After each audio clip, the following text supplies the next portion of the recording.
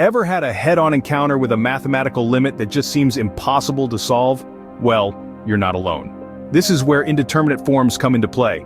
An indeterminate form is a limit that cannot be evaluated directly using the basic rules of limits. They seem to defy logic, presenting us with conundrums such as 0 divided by 0 or infinity divided by infinity. These forms come in various shapes and sizes. We have 0 divided by 0 and infinity divided by infinity, but we also have 0 times infinity, infinity minus infinity, infinity to the power of 0, 0 to the power of 0, and 1 to the power of infinity. Sounds strange, doesn't it? But don't fret. Just because a limit is indeterminate doesn't mean it doesn't exist. In many cases, we can evaluate indeterminate forms using more advanced techniques. L'Hopital's rule and series expansions are two such techniques that come to our aid here.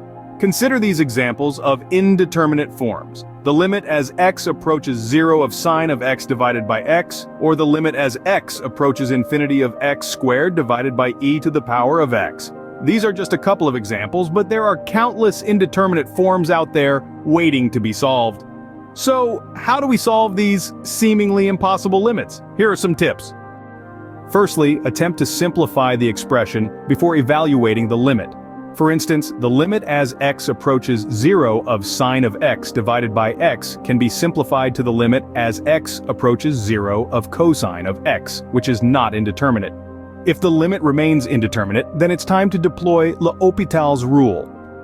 This rule states that if the limit as x approaches a of fx divided by gx is indeterminate of the form 0 divided by 0 or infinity divided by infinity, then this limit equals the limit as x approaches a of the derivative of fx divided by the derivative of gx, provided the limit on the right-hand side exists. If L'Hopital's rule doesn't work, then it's time to bring out the big guns.